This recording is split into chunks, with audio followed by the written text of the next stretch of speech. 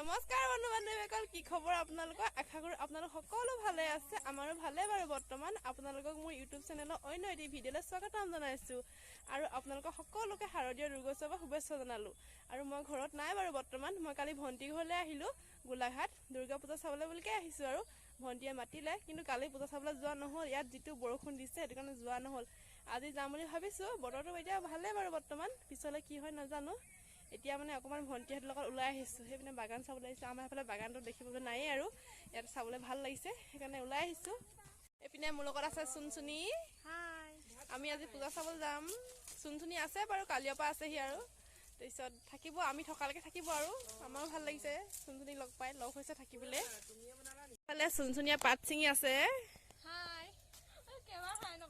কেনেকুৱা লাগিছে পাত ছিঙি? এইফালে ভণ্টি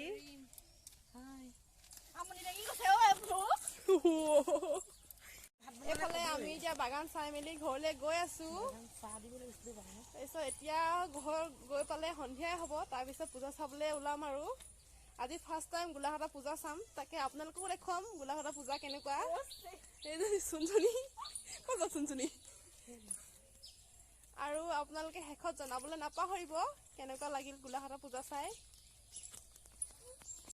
ফাইনেলি আমি আহি পাই গ'লোহি।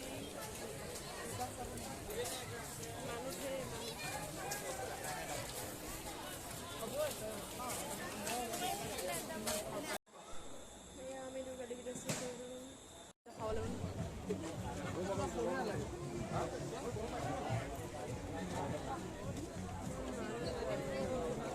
কিমান মানুহ